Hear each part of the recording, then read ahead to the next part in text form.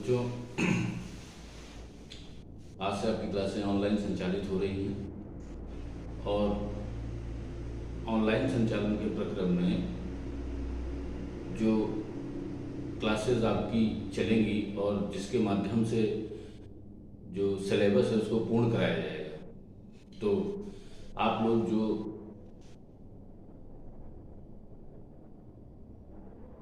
Students हैं मुख्यमंत्री अभ्युदय योजना के, तो आप लोग जो है ऑनलाइन माध्यम में अब क्लासें को देख सकते हैं और जैसे ऑफलाइन में क्लासें चल रही थी कुछ उसी तरह से ऑनलाइन में आपको सिलेबस आपका जो है कंप्लीट कराया जाएगा।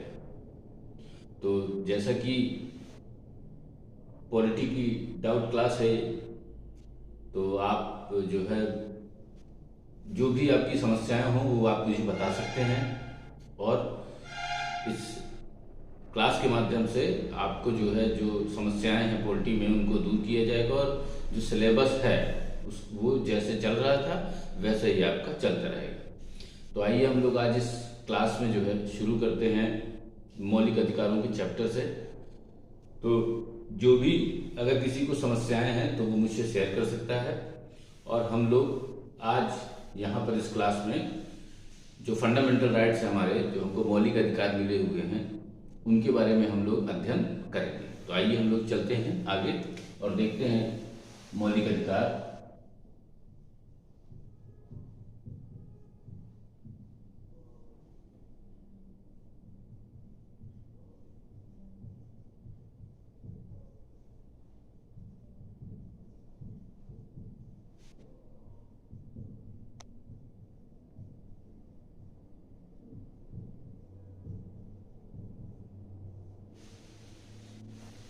जैसा कि मैं आपको पहले ही बता चुका हूं कि यूपीएससी की जो डिमांड है उसको पूरा करने के लिए हमें चीज़ों को संपूर्ण रूप में पढ़ना पड़ेगा। आप मौलिक अधिकारों को अगर इस तरीके से पढ़ते हैं कि अनुच्छेदों को याद करके उनमें लिखी हुई बातों को समझ लें तो उससे काम चलने वाला है नहीं। आप लोगों को पूरे जो चैप्टर हैं, जैसे फिलहाल हम लोग फंडामेंटल राइट्स के बारे में जानेंगे, तो इसके आगे के जो भी चैप्टर हैं या उनके बारे में आपकी समझ जो कुछ भी है, तो मैं आपसे ये कहना चाहूँगा कि वो जो समझ है, अगर आपकी समझ इस रूप में है कि आप सिर्फ और सिर्फ अनुच्छेदों को याद करते हैं, तो पढ़ने के तरीके को बदलिए और चीज़ों को संपूर्ण रूप में पढ़ने की प्रक्रिया पूरी करिए। क्योंकि जो एग्ज़ाम में पूछने का पैटर्न है वह कुछ इस प्रकार का है कि वह संपूर्ण रूप में चीज़ों को पूछता है और अनुच्छेद तो हमको जानने ही हैं। मैं ऐसा नहीं कह रहा हूँ कि अनुच्छेद नहीं जानने, हम अनुच्छेदों को भी जानेंगे और जो उसमें प्रक्रियाएं हैं उनके बारे में भी हम लोग अध्ययन करेंगे। जैसा कि मैंने आपसे कहा था कि आपको कोई भी बुक जो है जो ऑथेंटिक हो उसका अध्ययन आप लोग करिए, ठीक है। एनसीईआरटी के लिए मैंने पहले ही बता दिया था कि आप एनसीईआरटी बिल्कुल खरीद लीजिएगा और उसके माध्यम से चीज़ों को समझने की कोशिश करिएगा और इस प्रक्रिया में हम आपके साथ सदैव। तो चैप्टर का नाम आपने डाला ही हुआ है, ठीक है, फंडामेंटल राइट्स। आइए हम लोग जरा इसमें से कुछ चीज़ों को नोट करते हैं, लिखेंगे हम लोग जरा। भारतीय संविधान की उद्देशिका में व्यक्ति की गरिमा को सुनिश्चित करने का आश्वासन दिया गया है। इसमें विचार, अभिव्यक्ति, विश्वास, धर्म और उपासना की स्वतंत्रता तथा प्रतिष्ठा और अवसर की समता पर बल दिया गया है। इन्हें सुनिश्चित करने के लिए ही भारतीय संविधान के भाग 3 में मूल अधिकारों की व्यवस्था की गई। किसी भी राज्य द्वारा अब तक बनाए गए मानव अधिकार के चार्टर में से संभवतया सर्वाधिक विस्तृत चार्टर भारतीय संविधान के भाग 3 में वर्णित चार्टर है। पैराग्राफ चेंज करके लिखिएगा। वस्तुतः मूल अधिकार वे आधारभूत अधिकार हैं जो नागरिकों के नैतिक, बौद्धिक व आध्यात्मिक विकास के लिए अपरिहार्य हैं। इनके बगैर व्यक्ति का सर्वांगीण विकास संभव नहीं है। ये अधिकार मानव के व्यक्तित्व के संपूर्ण विकास, स्वतंत्रता और समानता के साथ अच्छी तरह से जीवन यापन करने तथा शोषण मुक्त समाज की स्थापना का मार्ग प्रशस्त करने के लिए आवश्यक है। इन अधिकारों का उद्देश्य नागरिकों के व्यक्तित्व का विकास करना, सरकार की शक्ति को परिसीमित करना तथा व्यक्ति के सामान्य हितों की अभिवृद्धि तथा उनकी रक्षा करने वाली सरकार की स्थापना करना है। इस प्रकार भारतीय संविधान के भाग 3 में वर्णित मूल अधिकार इसका सबसे अच्छा महत्वपूर्ण भाग बन जाते हैं। न्यायमूर्ति गजेंद्र गढ़कर के अनुसार यह संविधान द्वारा इस देश में लाई गई लोकतांत्रिक जीवन पद्धति की ठोस नींव तथा उसका अपरिहार्य अंग है। भारत का संविधान जहां सरकार के विभिन्न अंगों के प्रारूप, उनके कार्य, उनकी शक्तियां और उनके अंतर संबंधों की विस्तृत व्याख्या करता है, वहीं वह सामान्य जनमानस को कुछ ऐसे अधिकार और स्वतंत्रताएं भी देता है जिनके लिए वे राज्य और उनके अभिकर्ता के विरुद्ध दावा कर सकते हैं। मूल अधिकार उस राष्ट्र के नागरिकों को और उनमें से कुछ अधिकार विदेशियों को भी प्राप्त है। मूल अधिकारों को प्रभावी बनाने की प्रक्रिया भी संविधान में दी गई है। मूल अधिकारों को प्रवर्तित कराने का अधिकार अनुच्छेद 32 के अंतर्गत स्वयं एक मौलिक अधिकार है। यदि किसी नागरिक को इन अधिकारों से वंचित किया जाता है तो वह सीधे उच्च या उच्चतम न्यायालय की शरण में जा सकता है। तो जो अभी आपको जो बताया गया उसमें जो आपने पढ़ा उसका अर्थ यह है कि जो मौलिक अधिकार हैं वह ऐसे अधिकार हैं जो व्यक्ति को दिए गए हैं जो उसके संपूर्ण विकास के लिए आवश्यक है। अगर मौलिक अधिकार ना होते तो व्यक्ति का जीवन अधूरा था, क्योंकि अगर राज्य की बात करें तो राज्य के अंतर्गत जो व्यक्ति होता है उसको बिना अधिकार के आप नहीं रह सकते, क्योंकि बिना अधिकार के जीवन संभव नहीं। मान लीजिए कोई दिक्कत है या समस्या है तो हम कहां जाएंगे? तो हमारे पास अधिकार है, मौलिक अधिकार, तो हम उनके लिए जो है सुप्रीम कोर्ट जा सकते हैं या हाई कोर्ट जा सकते हैं। तो ये कह रहा है कि यह राज्य के विरुद्ध गारंटी है, और अगर आपके मौलिक अधिकारों का हनन होता है तो मौलिक अधिकारों की रक्षा के लिए आप या तो हाई कोर्ट चले जाइए चाहे सुप्रीम कोर्ट चले जाइए। तो यहां से इनको जो है प्रवर्तित कराने का अधिकार मिला हुआ है, और सुप्रीम कोर्ट जो है या हाई कोर्ट को भी ले सकते हैं। तो दोनों आपके मौलिक अधिकारों के क्या हैं? रक्षक। ठीक है, अब आगे थोड़ा सा और देखते हैं जरा। हेडिंग डालिएगा, ये अधिकार मूल क्यों कहे जाते हैं?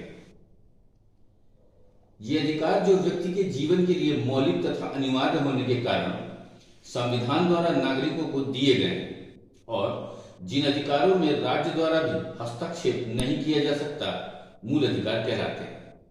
ये अधिकार मौलिक और आधारभूत हैं तथा सभी व्यक्तियों को इनके उपभोग का अधिकार। संविधान स्वयं यह सुनिश्चित करता है कि सरकार भी इन अधिकारों का उल्लंघन ना कर सके। इन्हें प्रवर्तित कराने के लिए सीधे उच्च या सर्वोच्च न्यायालय का दरवाजा खटखटाया जा सकता है। लोकतांत्रिक देश के प्रत्येक नागरिक को संतुलित व उत्तरदायित्वपूर्ण व्यक्तित्व के विकास का अवसर मिलना चाहिए, जिसके लिए ये अधिकार नितांत आवश्यक है। इन अधिकारों को राज्य द्वारा पारित विधियों से ऊपर रखा गया है तथा संवैधानिक संशोधन की प्रक्रिया के अलावा इनमें परिवर्तन भी नहीं किया जा सकता। कहने का मतलब यह है कि अगर इनमें बदलाव भी करना है तो उसके लिए संवैधानिक संशोधन की आवश्यकता पड़ेगी। अभी जब इनके प्रक्रम में आगे चलेंगे तो आगे आपको बताऊंगा कि किस तरह से सुप्रीम कोर्ट लोगों के मौलिक अधिकारों का रक्षक है, हाई कोर्ट भी है, लेकिन जो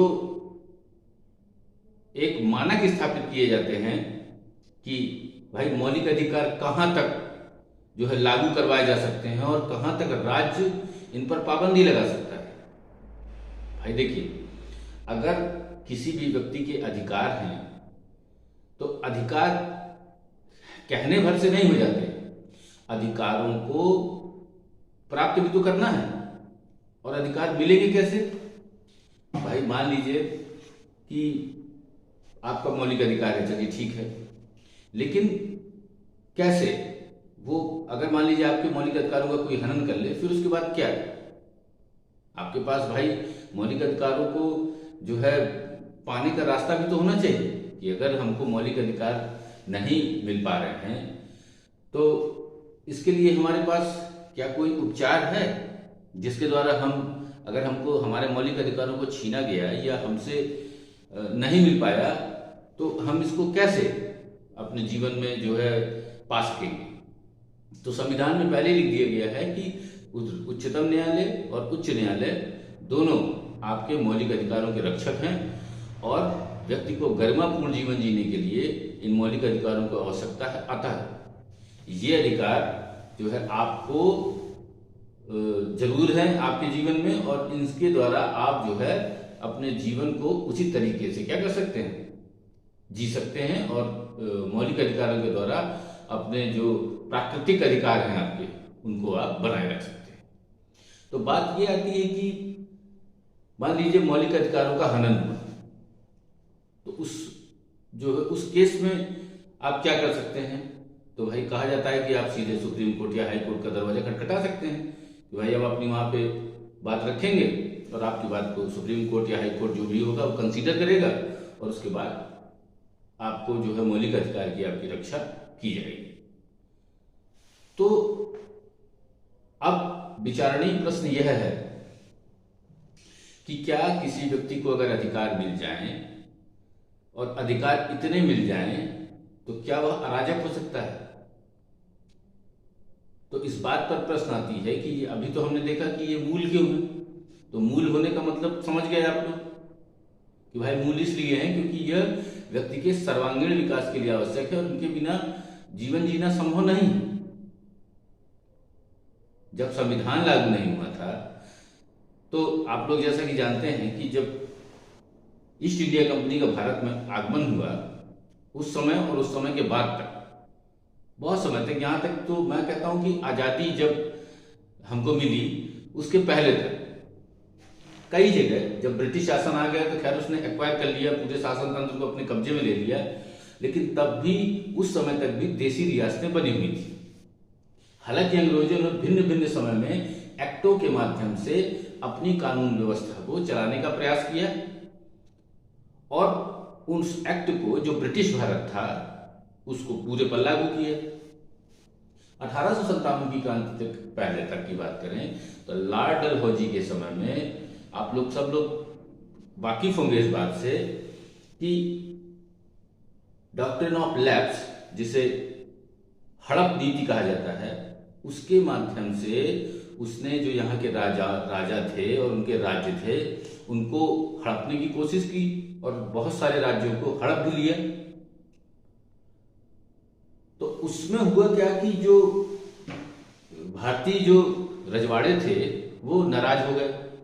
नाराज होना लाजमी था और उसी के परिणाम स्वरूप जो लोगों के मन में धीरे धीरे ये भरता गया और अंत में वो विस्फोट हो गया 1857 की क्रांति के लिए। उसके बाद उन्होंने फैसला किया कि भैया भारतीयों के जो है धार्मिक मामले हैं उसमें हस्तक्षेप नहीं करना है और देसी रियासतों को भी एक लिमिट में जो है रखा गया और एक जो है साधारण कानून बना करके संचालित करने का प्रयास किया गया। लेकिन अंग्रेजों ने लगातार कानून बनाए और आज़ादी के पहले जो अंतिम अधिनियम उन्होंने पारित किया वो भारत शासन अधिनियम 1935 था। हालांकि उसके बाद 18 जुलाई 1947 को भारतीय स्वतंत्रता अधिनियम भी पारित हुआ, लेकिन उसके बाद अंग्रेजों का यहाँ से क्या हो गया, पलायन हो गया। तो जब राजशाही हुआ करती है तो राजा मेन जो है शक्ति होता है, वह तीनों शक्तियों का केंद्र होता है। विधायिका भी वही होता है, कार्यपालिका भी वही होता है और न्यायपालिका भी कौन होता है, राजा होता है। वहां पर जो व्यक्ति के अधिकार होते हैं वो निर्बंधित होते हैं क्योंकि राजशाही में मौलिक अधिकारों का कोई वजूद नहीं होता है। वो बात अलग है कि राजा अच्छा है या राजा बुरा है, यह निर्भर उस पर करता है, लेकिन फिर भी अगर हम मौलिक अधिकारों की बात करते हैं तो फंडामेंटल राइट्स जो है बाधित होते हैं और मिल जाए तो अच्छी बात है, और नहीं मिलते हैं तो कोई बात ही नहीं है।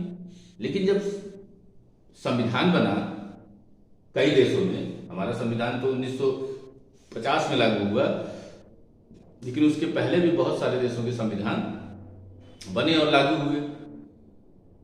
तो जो स्वतंत्रता की बात आती है, व्यक्तिगत स्वतंत्रता की, अमेरिका में जो बिल ऑफ राइट्स है, उन्हीं से हम लोगों ने मौलिक अधिकारों को ग्रहण किया, और उसके द्वारा यह बात रखी गई, जो भारत में जब संविधान बन रहा था, कि भाई भारतीयों को भी स्वतंत्रता का फंडामेंटल राइट्स मिलने चाहिए, क्योंकि संविधान बना था, और संविधान तो जनता सर्वशक्तिमान है।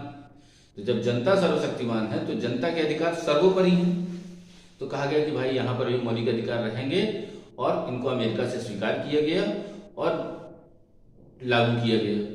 और कहा गया कि अगर मौलिक अधिकार किसी भी हाल में अगर समस्या आती है या नहीं प्राप्त होते हैं, तो आप इसके विरुद्ध जो है अपील कर सकते हैं और न्यायालय से अपने अधिकारों को प्राप्त कर सकते हैं। लेकिन क्या हर व्यक्ति जो मौलिक अधिकार जो उसको मिले हुए हैं, क्या पूरी तरह से उपयोग कर पाता है? और अगर सरकार का मंशा है कि मौलिक अधिकारों पर निर्बंधन लगाएं, राज्य का अगर मान लीजिए ये मंशा है कि हम निर्बंधन लगाएं, तो वो किस सीमा तक इन पर निर्बंधन लगा सकता है? इसके बारे में प्रश्न है, और ये बहुत अच्छा प्रश्न है कि भाई अगर मान लीजिए कि पार्लियामेंट है, संसद, आप लोग सभी लोग जानते हैं कि कानून वहीं पर बनाए जाते हैं, विधायन संस्था है, कानूनों को बनाना संसद का कार्य है। तो अब संसद अगर कानून बनाती है तो क्या वह इतनी सक्षम है कि इस हद तक कानून बनाए कि मौलिक अधिकारों को क्या किया जाए, दबाया जाए? तो इस बारे में कहा जाता है कि मौलिक अधिकारों को राज्य के जो कानून होते हैं उनके जो ऊपर रखा गया है, कि अगर मौलिक अधिकार जो राज्य द्वारा बनाए गए कानून हैं, अगर ये मौलिक अधिकारों को छीनते हैं या कम करते हैं तो ये शून्य हो जाते हैं उल्लंघन की मात्रा तक। लेकिन अब जब और आगे आप लोग चलेंगे, जब आगे आप लोग देखेंगे नीति निर्देशक तत्व, तो नीति निर्देशक तत्वों को प्रभावी करने के लिए सरकार कुछ हद तक मौलिक अधिकारों पर निर्बंधन लगा लेती है। दूसरी बात, मान लीजिए कुछ ऐसी परिस्थितियां विद्यमान हैं कि मौलिक अधिकारों को निर्बंधित किया जाना आवश्यक है, ठीक है? अगर ऐसी परिस्थितियां हैं तो परिस्थितियों को ध्यान में रख करके मौलिक अधिकारों पर क्या कर सकते हैं, निर्बंधन लगाया जा सकता है। कहा भी गया है, भाई आगे जब आप लोग पढ़ेंगे तो उसमें आपको मिलेगा ही, कि लोक व्यवस्था, सदाचार और स्वास्थ्य को मद्देनजर रखते हुए मौलिक अधिकारों पर यथोचित निर्बंधन लगाया जा सकता है। तो ये बात आपको समझनी चाहिए कि देखिए, जैसे अधिकार भी हैं तो अधिकार ऐसे भी इतने ना हो जाएं कि लोग जो वास्तविक चीजें हैं उनको समझना ही बंद कर दें। देखिए, अधिकार होते हैं, बिना अधिकार के कोई व्यक्ति का जीवन संभव नहीं है, और अधिकार होने ही चाहिए, ये बात तय है। तो अधिकार अगर हैं तो अधिकारों को इस तरह से प्रयोग करना कि वह अराजकता में बदल जाएं, तो ये गलत हो जाएगा। इसलिए जो मौलिक अधिकार होते हैं, इन पर जो निर्बंधन होता है वो परिस्थितियों को ध्यान में रख करके क्या होता है, लगाया जा सकता है। ऐसा नहीं कि बिल्कुल मौलिक अधिकार मिल गए तो कहीं भी जो आपका मौलिक अधिकार है आप उसको यूज करें। मौलिक अधिकार वहीं तक जहां तक दूसरे के मौलिक अधिकार बाधित ना। आप अगर किसी व्यक्ति से आप जो है मौलिक अधिकारों के परिप्रेक्ष्य में बात कर रहे हैं और आपको लगता है कि नहीं मेरा मौलिक अधिकार है, लेकिन अगर आपका मौलिक अधिकार है तो दूसरे व्यक्ति का भी तो मौलिक अधिकार है, तो दोनों में जो है क्लैश ना होने पाए, तो इसके लिए जो है अधिकारों की एक सीमा भी बनाई गई है कि भाई एक सीमा है, ठीक है, और अगर कुछ ऐसी परिस्थितियां हैं कि मौलिक अधिकारों पर निर्बंधन लगाना है तो मौलिक अधिकारों पर निर्बंधन लग सकता है। नीति निर्देशक तत्वों को ध्यान में रखते हुए अगर उनको लागू करवाना है तब भी मौलिक अधिकारों पर कुछ हद तक निर्बंधन लगाया जा सकता है। ठीक है, खैर हम लोग लिख लेते हैं आगे जरा इसको। मूल अधिकारों की सीमाएं डालिएगा और लिखिएगा, भारतीय संविधान में वर्णित मूल अधिकार अनेक परिसीमाओं और प्रतिबंधों से घिरे हुए हैं। वस्तुतः ये मूल अधिकार निर्बाध नहीं है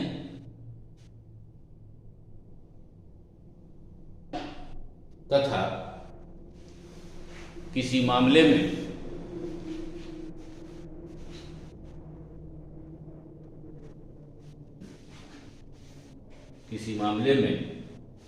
परम अधिकार नहीं।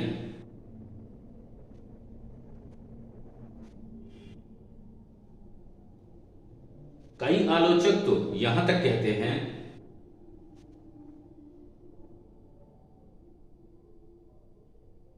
कि मूल अधिकारों के साथ इतने प्रतिबंध लगाए गए हैं कि इनका कोई अर्थ ही नहीं रह जाता।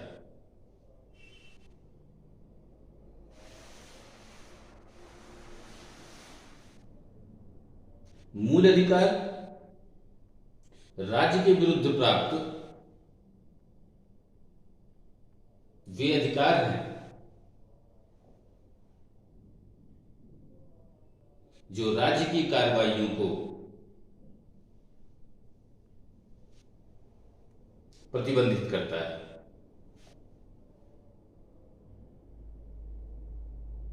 ताकि राज्य मनमाने ढंग से उनका अतिक्रमण ना कर सके। परंतु लोकहित और कानून व्यवस्था बनाए रखने के लिए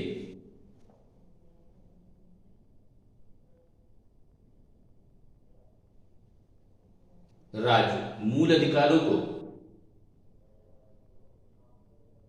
प्रतिबंधित और परिसीमित कर सकता है।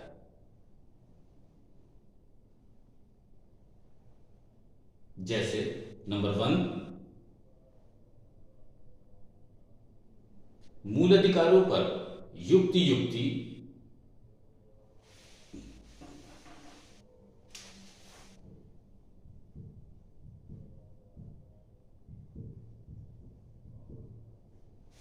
मूल अधिकारों पर युक्ति युक्त निर्बंधन लगाया जा सकता है।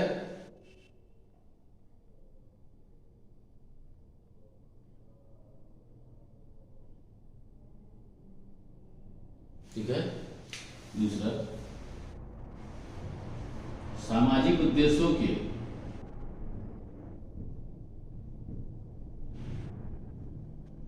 प्रवर्तन हेतु महिलाओं,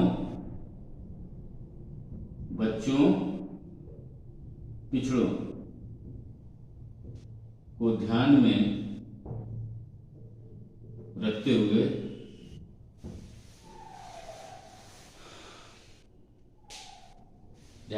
हुए मौलिक अधिकारों को परिसीमित किया जा सकता है। ठीक है। 3rd नंबर लिखिएगा,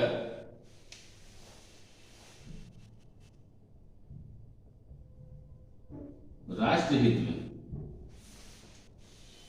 तीसरा नंबर, राष्ट्रहित में मौलिक अधिकारों को निर्बंधित किया जा सकता है। ठीक है।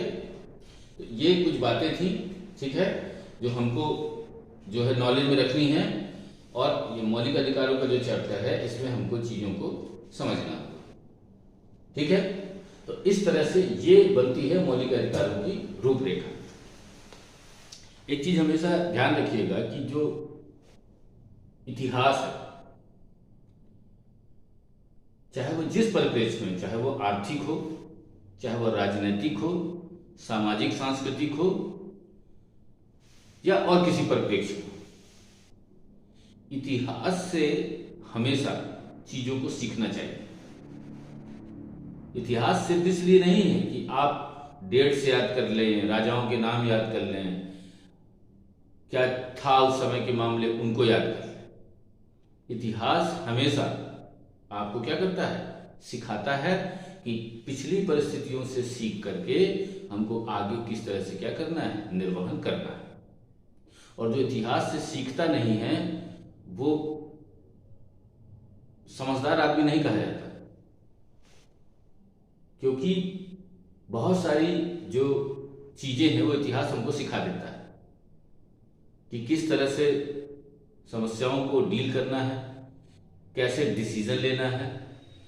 हालांकि तत्कालीन परिस्थितियां हो सकती हैं कि कुछ और रही, लेकिन फिर भी ये जो इतिहास में जो चीजें हुई हैं वो हमें बहुत ज़्यादा सीख देती हैं। इसलिए हमेशा बच्चों ध्यान रखिएगा कि इतिहास जब भी पढ़िएगा तो समझ के पढ़िएगा, और कभी भी इस हिसाब से पढ़ने की कोशिश मत कीजिएगा कि चीज़ों को रट करके याद कर लिया जाए। हमेशा चीज़ों को समझिए, चिंतन कीजिए, मनन कीजिए, उस पर विचार कीजिए, और फिर उस चीज़ को आपको पढ़ने में इतना आनंद आएगा और चीज़ें आपको अच्छे से क्या होंगी, समझ भी आएंगी। और अगर आप सोचें कि हम रट करके किसी चीज़ को पढ़ लें या क्वेश्चन आंसर फॉर्मेट में याद करने की कोशिश करें, तो उसमें क्या होता है ना कि मान लीजिए कि याद भी हो गया, चलिए ठीक है, लेकिन समस्या ये भी है कि उसकी भूलने की संभावनाएं प्रबल होती है। और अगर चीज़ को थॉरोली पढ़ा गया है, पूरा अध्ययन किया गया है, तो वो चीज़ें क्या हो जाती हैं, अच्छे से समझ में आ जाती हैं, और फिर आगे उसमें समस्या होने की संभावना बहुत कम होती है। ठीक है, तो ये मौलिक अधिकार हो गए। ठीक है, अब मौलिक अधिकारों का कैटेगराइजेशन किया गया है।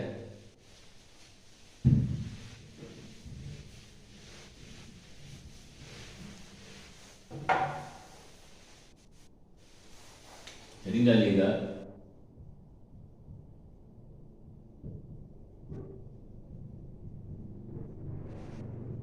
मूल अधिकारों का वर्गीकरण। ठीक है, तो देखिए जरा, इनको 6 श्रेणियों में बांटा गया है।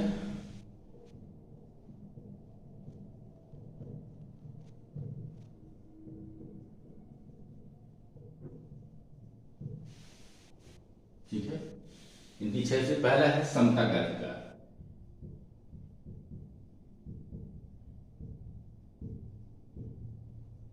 अनुच्छेद 14 से 18।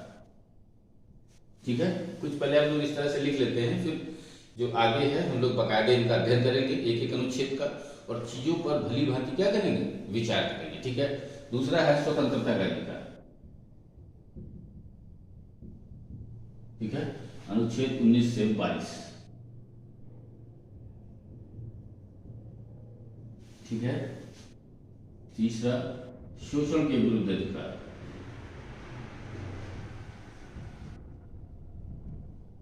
ठीक है, अनुच्छेद 23 और 24। ये सिर्फ अभी कैटेगराइजेशन है, ठीक है ना, अभी ये पूरी तरह से अध्ययन हम लोग करेंगे भी इन सब का एक एक करके, ठीक है ना, बकायदे। ठीक है ना, तीसरा धार्मिक स्वतंत्रता, सॉरी चौथा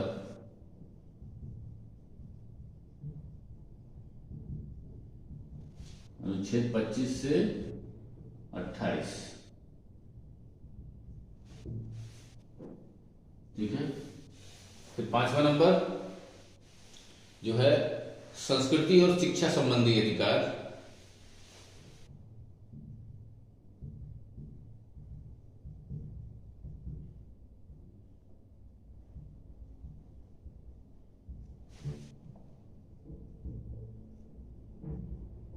अनुच्छेद 29 और 30। ठीक है, और अंतिम अधिकार अनुच्छेद 32 है। ठीक है, जिसको आप लोग संवैधानिक उपचारों का अधिकार कहते हैं। इसको नोट कर लीजिए जरा। ठीक है, फिर हम लोग आगे चलते हैं।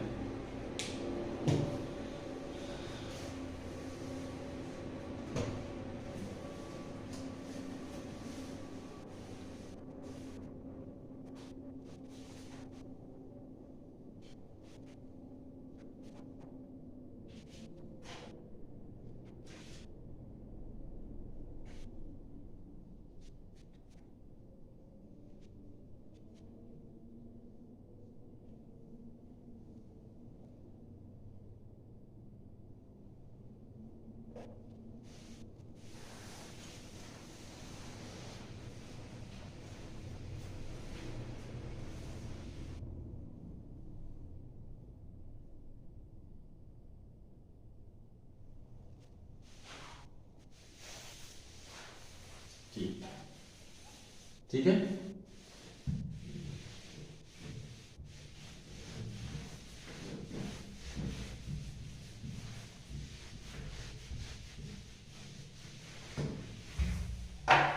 ओके, अगर हम अनुच्छेद 1 से अगर हम लेते हैं, बात करते हैं, तो उसमें संघ और उसका राज्य क्षेत्र दिया गया है और कहा गया है कि India that is Bharat is the union of states. ठीक है, India that is Bharat shall be union of states, कहा गया इंडिया। ठीक है, तो इसका मतलब है कि भारत अर्थात इंडिया क्या है, राज्यों का संघ है। उस दिन मैंने आपको संघ की विशेषताएं भी बताई थी। ठीक है, कि संघ एक्चुअल में है क्या। ठीक, और जब हम मौलिक अधिकारों पर आते हैं तो पीछे हम दो भाग पढ़ चुके होते हैं, भाग 1 और भाग 2। जो मौलिक अधिकार हैं इनको भाग 3 में रखा गया। किसमें रखा गया है, भाग 3। ठीक है, उनका जो अनुच्छेद का जो स्टाइल बताई गई है कि कहां से कहां तक है, तो अनुच्छेद 12 से 35 तक है। ठीक है, तो अब हम आ जाते हैं इसमें मौलिक अधिकारों में। ठीक है, तो सबसे पहले हम एक चीज को पढ़ लेते हैं, अनुच्छेद 12। अनुच्छेद 12 में राज्य की परिभाषा दी गई है। ठीक है, कि राज्य होता क्या है। ठीक है ना, तो हम इसको लिख लेंगे। देखिए, चूंकि मूल अधिकार राज्य के विरुद्ध प्राप्त अधिकार हैं, अतः अनुच्छेद 12 में राज्य को स्पष्ट रूप से परिभाषित किया गया है। राज्य के अंतर्गत नंबर 1 भारत सरकार व संसद। ठीक है, ये राज्य के अंतर्गत हैं जो भी बातें लिखाई जा रही। ठीक है, राज्य सरकार और विधानमंडल।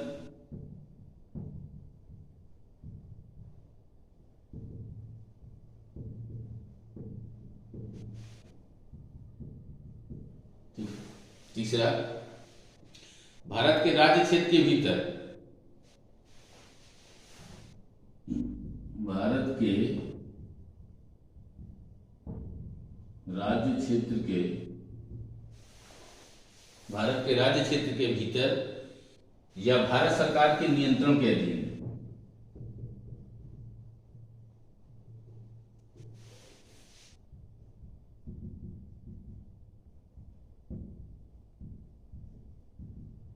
सभी प्राधिकारी।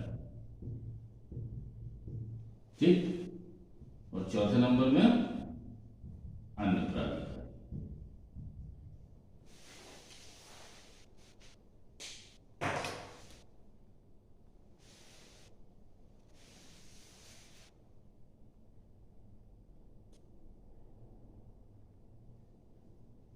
ठीक है, तो ये हो गए। इसमें जितने भी लोग आते हैं जिनके बारे में बताया कि भारत सरकार और संसद, दूसरा राज्य की सरकार और उसका विधानमंडल, तीसरा भारत के राज्य क्षेत्र के भीतर या भारत सरकार के नियंत्रण के अधीन सभी स्थानीय प्राधिकारी, यहाँ स्थानीय रहेगी, सभी स्थानीय प्राधिकारी, और चौथे नंबर में अन्य जितने भी प्राधिकारी हैं सभी लोगों को किसके अंतर्गत रखा गया है, राज्य के अंतर्गत। राज्य को डिफाइन करना जरूरी था कि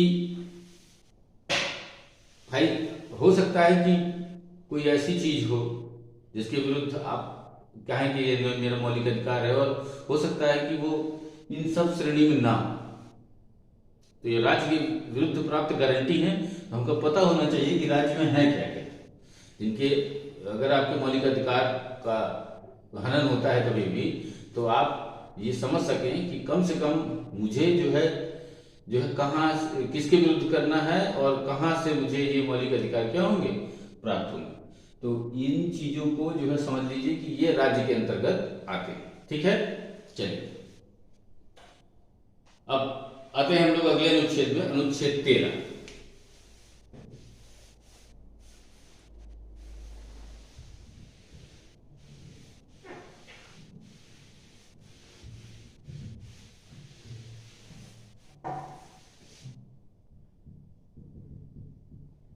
ये है मूल अधिकारों से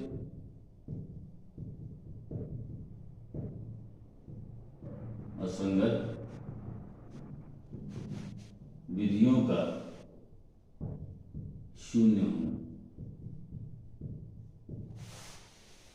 देखिए इसको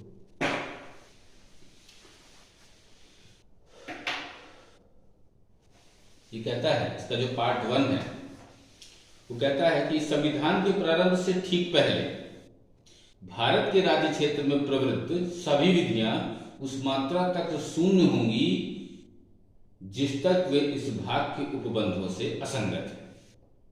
और दूसरा खंड कह रहा है इसका, राज्य ऐसी कोई विधि नहीं बनाएगा जो इस भाग द्वारा प्रदत्त अधिकारों को छीनती या न्यून करती है, और इस खंड के उल्लंघन में बनाएगी प्रत्येक विधि उल्लंघन की मात्रा तक क्या होगी, शून्य होगी। अब देखिए अनुच्छेद 13 बहुत इंपॉर्टेंट अनुच्छेद है, ठीक है, इसको जरा बहुत अच्छे से समझिएगा।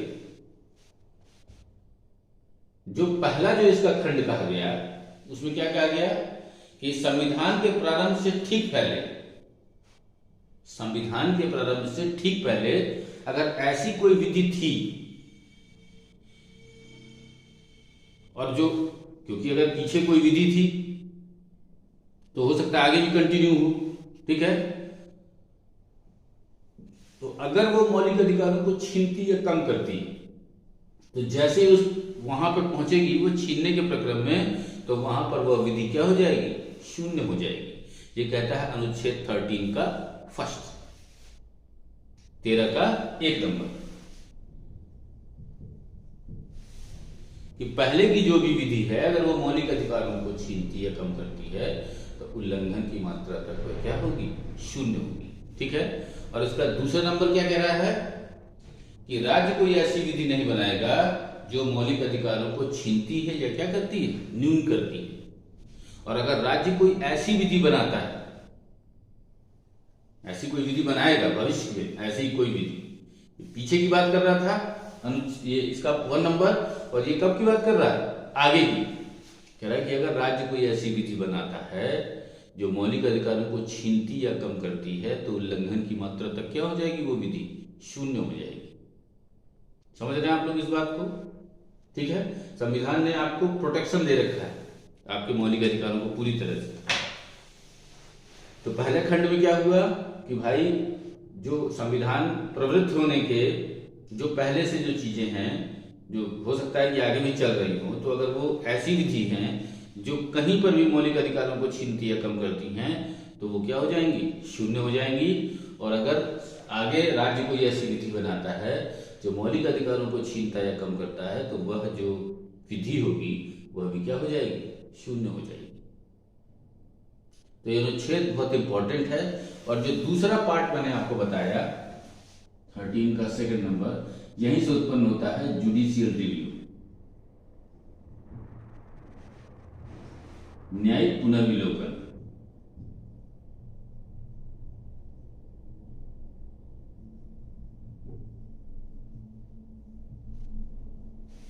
जननी, क्योंकि संविधान पहले ही बताया दे रहा है कि भाई अगर कोई भी ऐसी विधि बनाई जाएगी जो मौलिक अधिकारों को छीन रही है या कम कर रही है तो वह विधि उल्लंघन जैसे ही करेगी वो क्या हो जाएगी, शून्य हो जाएगी। तो प्रोटेक्शन दिया जा चुका है पहले ही, ठीक है। अच्छा, अगर कोई विधि बनती है और जो क्लैश करती है किसको, फंडामेंटल राइट्स को, तो यह कोर्ट, सुप्रीम कोर्ट और हाई कोर्ट फिर ये आ जाएंगे और फिर न्यायिक पुनर्विलोकन की शक्ति है सुप्रीम कोर्ट के पास भी और हाई कोर्ट के पास भी। और वो कोई भी नियम होगा उसको अगर हिट करता है वो मौलिक अधिकारों को, कहीं पर भी कम करता है, छीनता है, तो फिर वो कानून क्या हो जाएगा, समाप्त हो जाएगा, ठीक है ना। तो ये जुडिशियल रिव्यू का जन्मदाता है अनुच्छेद 13 का 2। अच्छा, बात यहां पर एक और चीज की आती है, ठीक है ना, न्यायिक सक्रियता।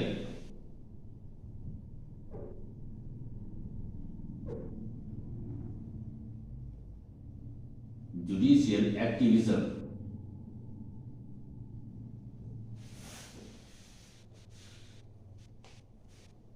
तो अब अगर कुछ विवाद, मान कोई ऐसा कानून बना जिसने मौलिक अधिकारों पर थोड़ा सा भी असर डाला, तो कोर्ट क्या करता है कि वो बिल्कुल एकदम कार्य करता है, और जो कुछ इस तरह की चीजें होती हैं उन पर तत्काल उसकी नजर क्या हो जाती है, पहुंच जाती है।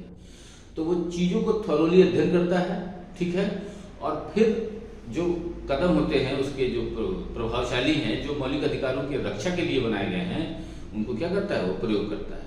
तो कहा जाता है कि जब तार्किक रूप में कोर्ट थोड़ा सा सक्रिय हो जाता है, तो वह फिर क्या हो जाता है कि मामलों को जो है अच्छी तरह से डिसीजन सुनाता है, और फिर बाकायदे परामर्श देता है और हिदायत भी देता है कि भाई ऐसी भी कोई भी विधि ना बनाई जाए जो मौलिक अधिकारों को छीनती या कम करती है। तो यह अनुच्छेद न्यायिक सक्रियता का भी क्या होता है, जन्मदाता होता है। तो अनुच्छेद 13 बहुत ही इंपॉर्टेंट है, ठीक है, और यह इस उद्देश्य से बताया जाता है, मैंने आपको बताया था कि सिर्फ इसलिए नहीं पढ़ लेना अनुच्छेद 13 कि मूल अधिकारों से असंगत विधियों का शून्य होना, उसके अंदर के जितने भी क्लॉज हैं, ठीक है ना, उनको बारीकी से पढ़ना है, खासकर से फंडामेंटल राइट्स के जो खंड हैं उनको खासकर विशेष रूप से उनको अध्ययन करना है। क्योंकि भाई मैटर कहाँ से मिल जाएगा यूपीएससी को और कहाँ से वो प्रश्न उठा देगा, इसको कोई नहीं जानता है। और उसके प्रश्न इतने अच्छे होते हैं कि आप जो है जब प्रश्नों को देखते हैं तो आपको लगता होगा कि अरे कितना कठिन क्वेश्चन पूछ रहा है, कैसे पूछ रहा है, ऐसे तो हमने सोचा भी नहीं था। तो भाई सोचना पड़ेगा ना भाई, जब वो क्वेश्चन पूछने का जब वो तरीका आप देख रहे हो, पिछले कुछ वर्षों का जब आप देखिए, पिछले जो यूपीएससी जो एग्जाम कंडक्ट कराता है, जो भी एग्जाम कंडक्ट कराता है, तो उसके बारे में एक चीज आपको हमेशा ध्यान रखना है कि जो बैक ईयर का क्वेश्चन है, जो पिछले वर्षों के आए हुए प्रश्न हैं, उन पर विशेष रूप से ध्यान फोकस करना है। क्यों? इससे क्या होता है कि जब आप आंसर जो पिछले वर्षों के हैं उनको हल करते हैं तो आप उसका ट्रेंड समझते हैं कि भाई इसकी क्वेश्चन पूछने का जो तरीका है वो है क्या, ठीक है। और जब आप तरीके को समझ जाएंगे तो आप क्या करेंगे, उस हिसाब से चीजों को तैयार करने की कोशिश करेंगे, जाहिर सी बात है। और करते हैं लोग, करना पड़ता है। तो सफलता और असफलता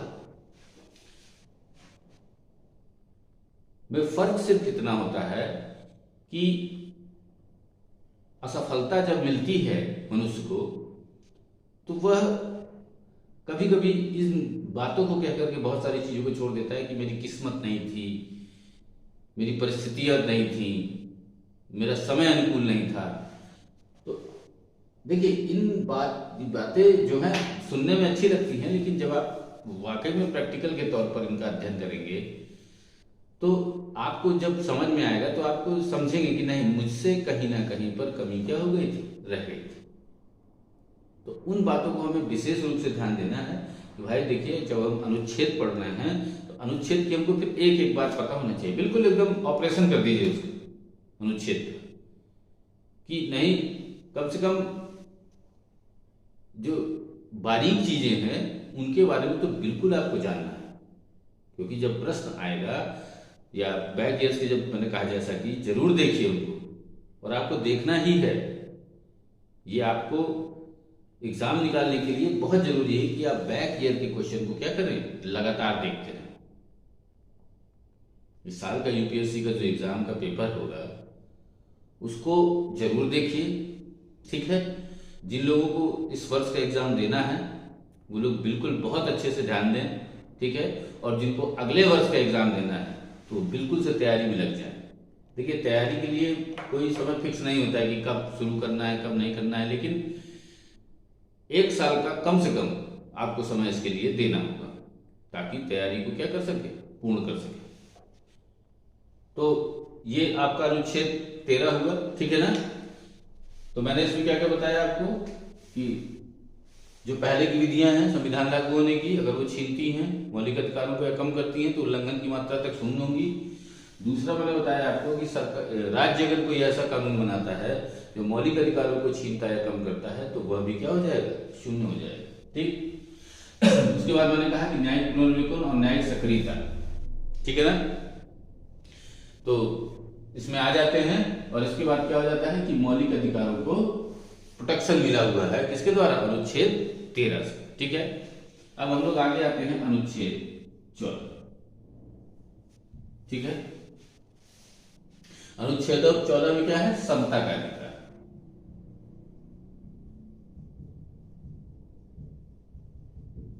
ठीक है। और इसमें बात करें तो ये कहता है कि विधि के समक्ष समता व विधियों का समान संरक्षण, ठीक है।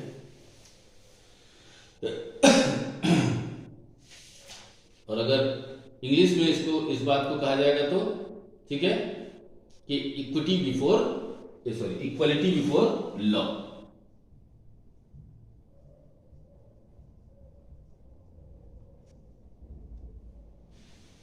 अनुच्छेद 14 है, ठीक है। और उधर कहेंगे तो इक्वल प्रोटेक्शन ऑफ लॉ,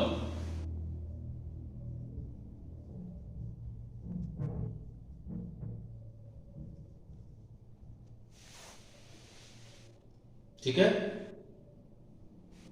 तो विधि के समक्ष समता और विधियों का समान संरक्षण, ठीक है। तो अनुच्छेद 14 जो है भारत में प्रत्येक जो व्यक्ति है उनको यह अधिकार देता है कि कानून के सामने क्या है, सभी लोग बराबर हैं, ठीक है। और राज्य विभेद नहीं कर सकता, अगर कोई भी अगर कानून बनता है तो वह सभी के लिए क्या होगा, समान होगा, ठीक है। और राज्य इसका उल्लंघन नहीं करेगा, ये अपेक्षा की जाती है राज्य से कि राज्य कोई भी ऐसी विधि नहीं बनाएगा जो समता के अधिकार को उल्लंघन करती हो, क्योंकि कानून के समक्ष सभी लोग क्या हैं, बराबर, ठीक है। तो विधियों, जो विधि के समक्ष समता है, इसको हम ब्रिटेन के संविधान से लिया गया है, ठीक है। कहां से लिया गया है, ब्रिटेन के संविधान। और विधियों के समान संरक्षण को कहां से लिया गया है, यूएसए के संविधान। अमेरिका, यूएसए कहने का मतलब संयुक्त राज्य अमेरिका, ठीक है ना। तो विधियों का समान संरक्षण, तो विधि के समक्ष समता तो आपने समझ लिया, कानून के समक्ष सभी लोग बराबर हैं। और विधियों का समान संरक्षण कहता है कि समान परिस्थिति में रहने वाले लोगों के साथ में समान व्यवहार किया जाएगा। कि अगर लोग एक ही परिस्थिति में हैं तो उनके साथ समान व्यवहार होगा, लेकिन अगर परिस्थितियां असमान हैं तो डिस्क्रिमिनेशन हो सकता है। विधि के समक्ष समता, कानून के सामने सभी लोग बराबर हैं, और विधियों का समान संरक्षण है कि समान परिस्थिति में रहने वाले लोगों के साथ में समान व्यवहार किया जाएगा। यह राज्य का ऊपर निर्बंधन है कि राज्य ऐसा काम करेगा कि उस कानून के सामने सभी लोग, कैसा कानून हो कि जिसके सामने सभी लोग बराबर होंगे, लेकिन समान परिस्थितियां हैं उनके ऊपर समान कानून लागू होगा। हो सकता है अगर किसी की परिस्थितियां ऐसी नहीं है जिसके ऊपर लागू नहीं किया जा सकता तो उसके ऊपर वो कानून लागू नहीं होगा, ठीक है। अब इसमें क्या है कि विधि का शासन, रूल ऑफ लॉ,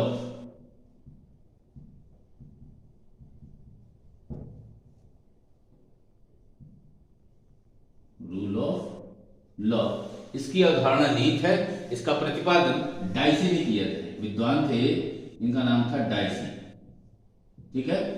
इनके द्वारा रूल ऑफ लॉ का प्रतिपादन किया गया था, ठीक है। और रूल ऑफ लॉ इसमें क्या है, निहित है, कानून का शासन। भाई कानून का शासन है और कानून की नजर में सभी लोग क्या हैं, बराबर है, ठीक है। तो हमारा अनुच्छेद 14, ठीक है ना।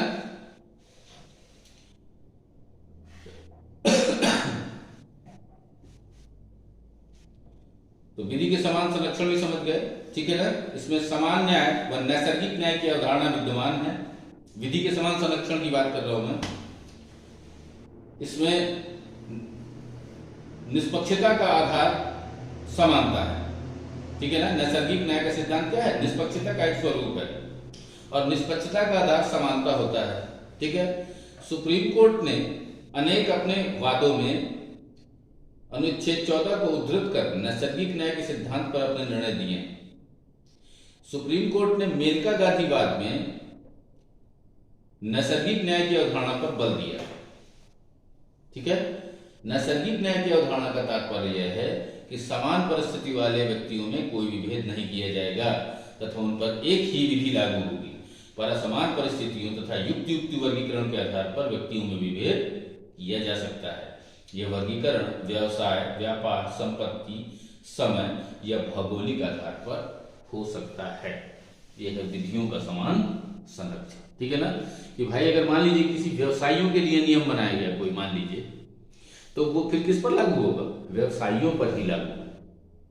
इसका मतलब यह नहीं कि अगर कानून बना है तो वह सबके लिए है, क्योंकि क्या है, विधि के समक्ष समता है।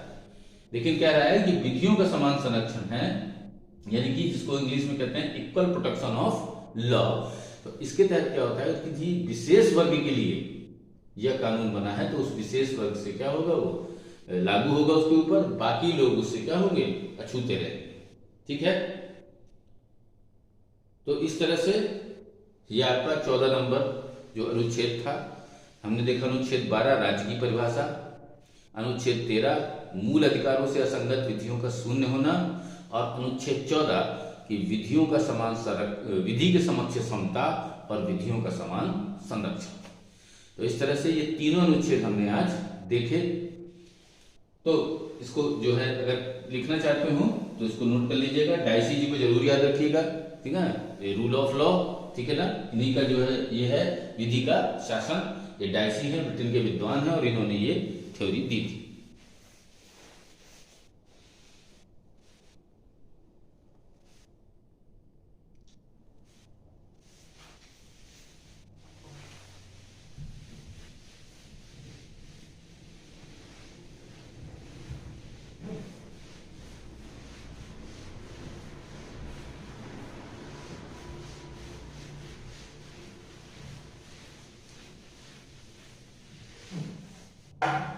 आते हैं हम लोग अनुच्छेद 15, ठीक है। अनुच्छेद 15 कहता है कि धर्म, मूल वंश, जाति, लिंग या जन्म स्थान,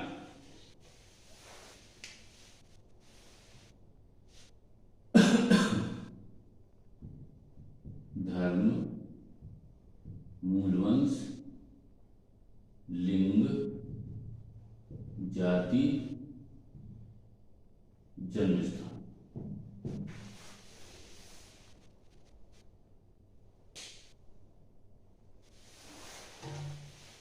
जाति, लिंग,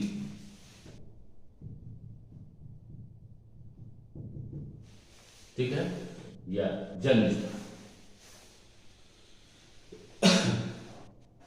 के आधार पर विभेद का प्रतिषेध है। इसका खंड एक क्या कहता है कि राज्य किसी नागरिक के विरुद्ध केवल धर्म, मूल वंश, जाति, लिंग, जन्म स्थान या इनमें से किसी के आधार पर भी कोई भी भेद नहीं करेगा। किसी के आधार पर भी, समझे? एक सबका बात तो ठीक है, वो तो है ही, लेकिन अगर कोई एक भी है तो उसके आधार पर क्या होगा, विभेद नहीं किया जाएगा, किसी एक के आधार पर भी। जो सेकंड नंबर है इसका, कह रहा है कोई नागरिक केवल धर्म, मूल वंश, जाति, लिंग, जन्म स्थान या इनमें से किसी के आधार पर का दुकानों, सार्वजनिक भोजनालयों, होटलों और सार्वजनिक मनोरंजन के स्थानों में प्रवेश या नंबर ख पूर्णतः या भागतः राज्य निधि से पोषित या साधारण जनता के प्रयोग के लिए समर्पित कुओं, तालाबों, स्नान घाटों, सड़कों और सार्वजनिक समागम के स्थानों के उपयोग के संबंध में किसी भी निर्योग्यता, दायित्व, निर्बंधन या शर्त के अधीन नहीं होगा।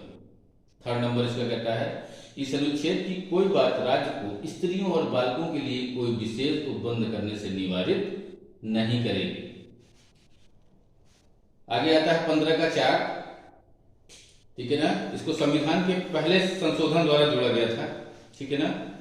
मैंने आपको बताया है कि अगर मौलिक अधिकार में संशोधन किया जाता है तो वह किसके द्वारा किया जाएगा, संवैधानिक संशोधन द्वारा।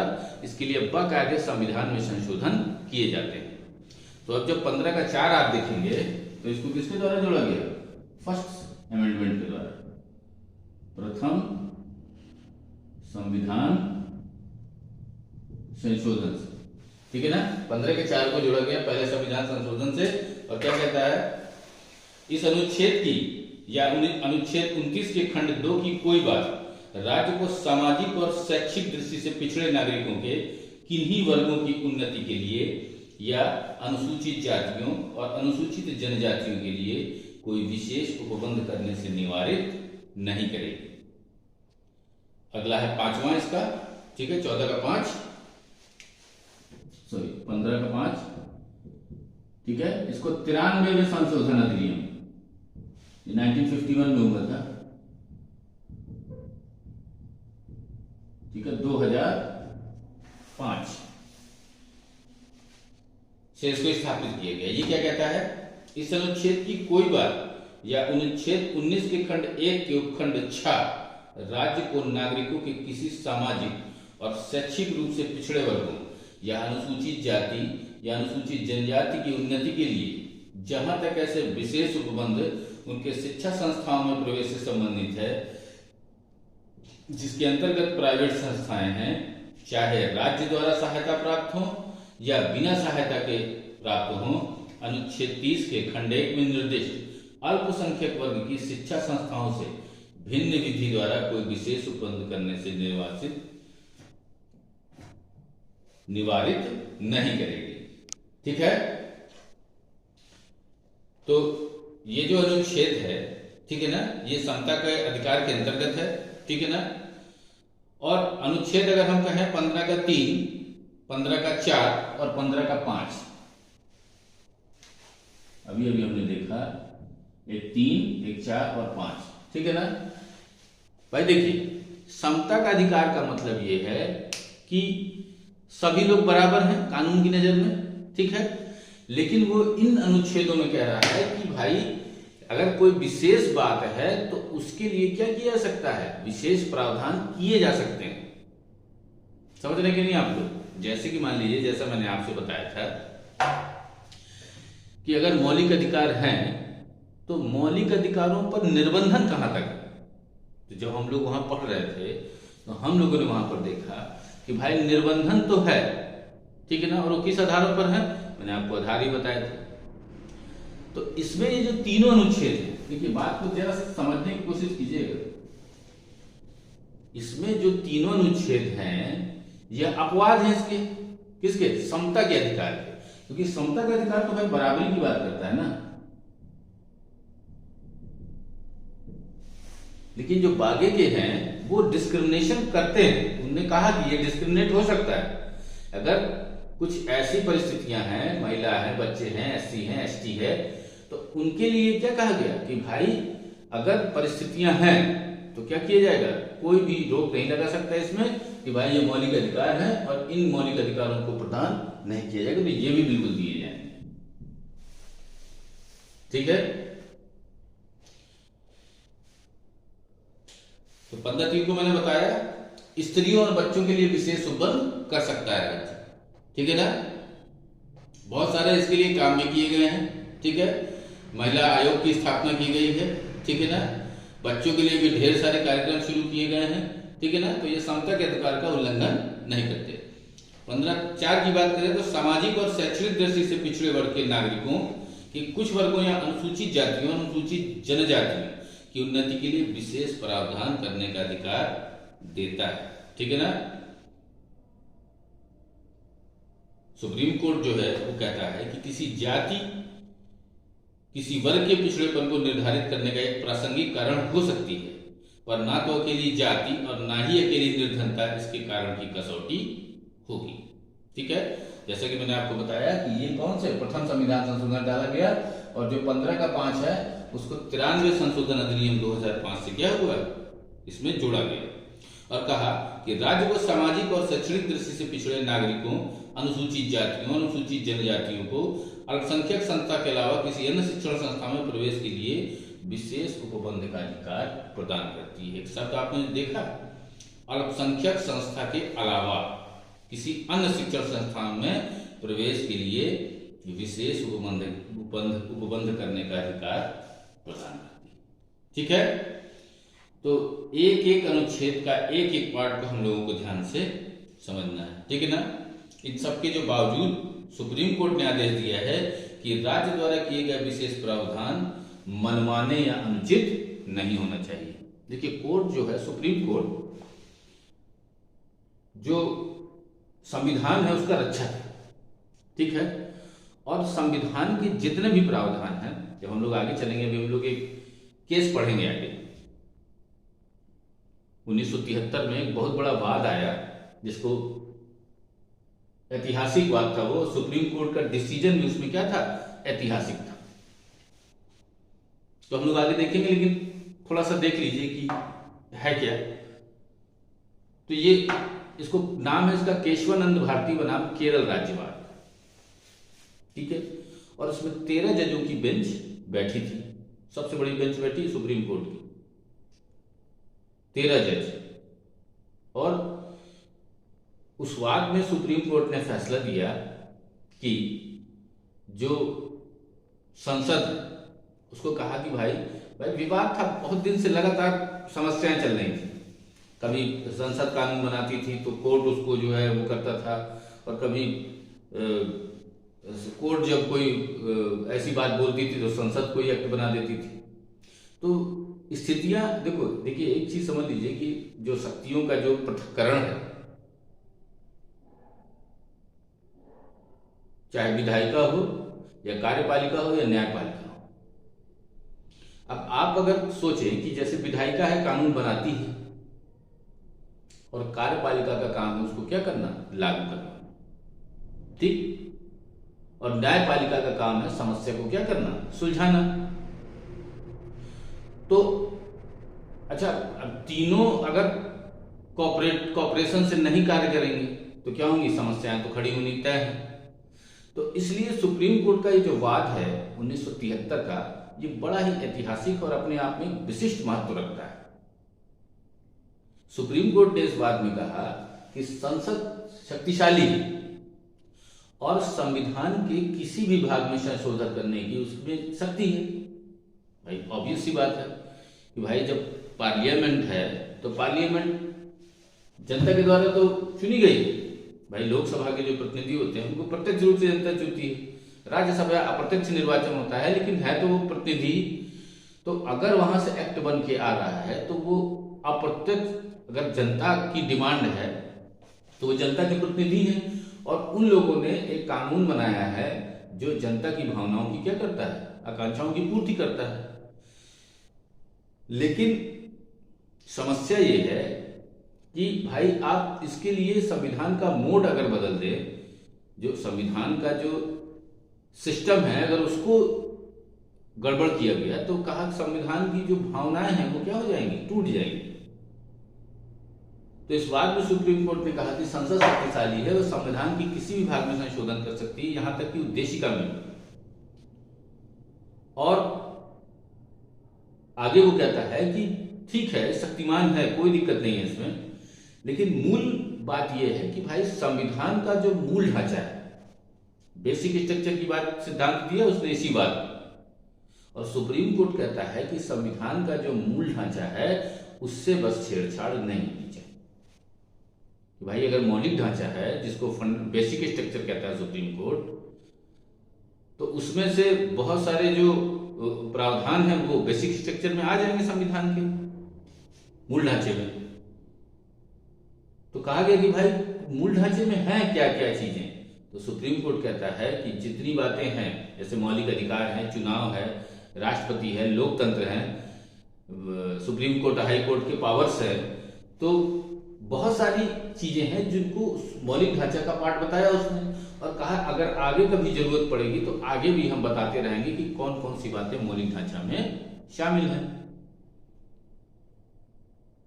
तो ठीक है, मामला सेटल हो गया कि भाई चलिए ठीक है, आप संसद सर्वशक्तिमान है, वो बदलाव कर सकती है, लेकिन बदलाव ऐसा नहीं होना चाहिए जो संविधान के मूल ढांचे को क्या करे, दिक्कत करे। और अगर दिक्कत करेगा तो हम उसको क्या करेंगे, कैंसिल आउट कर देंगे, कोई दिक्कत नहीं उसमें। तो ये जो है कुछ शक्तियां हैं जो सुप्रीम कोर्ट के पास में, और ये इधर जो संविधान को संशोधन करने की शक्तियां हैं ये किसके पास हैं, संसद के पास में। तो पार्लियामेंट इनमें संशोधन कर सकती है, ठीक है ना। और पार्लियामेंट पूरी तरह से सक्षम है कि संविधान में किसी भी पार्ट में बदलाव कर सकती है, और किया भी। इस बात के बाद ही आप जब आगे देखेंगे तो 1976 में ही 42वां संविधान संशोधन होता है।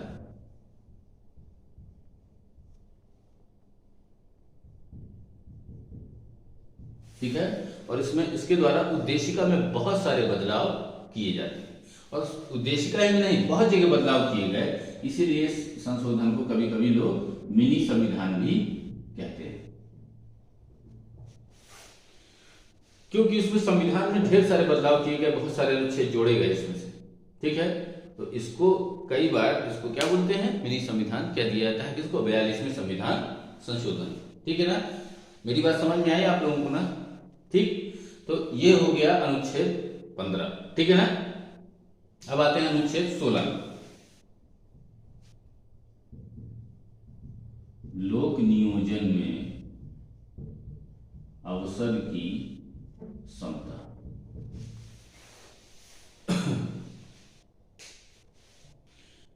तो कह रहा है कि अनुच्छेद 16 का 1 तथा 16 का 2 भारत के सभी नागरिकों को राज्य के अधीन नियोजन या नियुक्ति में अवसर की समानता की गारंटी देता है।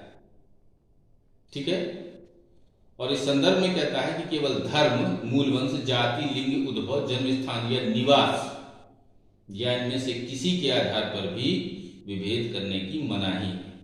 ठीक है, और अगर आगे की दोनों खंडों की बात करोगे, 16 का 1, 2 तो ये बात कह रहे हैं, और 3, 4, 5, ठीक है ना, 4 का भी इसमें शामिल है। इसको कहा जाता है कि ये अपवाद है, क्योंकि जो बात कही गई कि विभेद नहीं होगा, लेकिन परिस्थितियों को ध्यान में रखते हुए विभेद जो है क्या हो गया, किया जाएगा। तो आगे देखिए जरा, 16 का 3 कहता है कि इस अनुच्छेद की कोई बात संसद को कोई ऐसी विधि बनाने से निवारित नहीं करेगी जो किसी राज्य या संघ राज्य क्षेत्र की सरकार के या उसमें के किसी स्थानीय या अन्य प्राधिकारी के अधीन वाले किसी वर्ग या वर्गों के पद पर नियोजन या नियुक्ति के संबंध में ऐसे नियोजन या नियुक्ति से पहले उस राज्य या संघ राज्य क्षेत्र के भीतर निवास विषय कोई अपेक्षा विहित करती है। और चौथा, इस अनुच्छेद की कोई बात राज्य को पिछड़े हुए नागरिकों के किसी वर्ग के पक्ष में जिनका प्रतिनिधित्व राज्य की राय में राज्य के अधीन सेवाओं में पर्याप्त नहीं है, नियुक्तियों या पदों के आरक्षण के लिए उपबंध करने से निवारित नहीं करेगी। इस अनुच्छेद की कोई बात 4 का है, राज्य को अनुसूचित जातियों और अनुसूचित जनजातियों के पक्ष में जिनका प्रतिदिन राज्य की राय में राज्य के अधीन सेवाओं में पर्याप्त नहीं है, राज्य के अधीन सेवाओं में या वर्गों के पदों में अनुवर्ती वरिष्ठता सहित पदोन्नति मामलों में वरिष्ठता सहित प्रोन्नति मामलों में आरक्षण के लिए उपबंध करने से निवारित नहीं करेगी। ठीक है, तो 16(4) पदों का आरक्षण। ठीक है, तो और 16(4) जो है सामाजिक पिछड़ेपन पर बल देता है, ये बात ध्यान देना है। 16 का जो 4 है वो किस पर बल दे रहा है, सामाजिक पिछड़ेपन, आर्थिक नहीं। ठीक है, इसी आधार पर न्यायालय ने आर्थिक दृष्टि से पिछड़े लोगों को आरक्षण दिए जाने के प्रयास को पीछे मना कर दिया था। ठीक है ना, लेकिन अब आप लोग तो जानते ही हैं, ठीक है ना, कि संविधान में फिर संशोधन किया गया और संशोधन कौन सा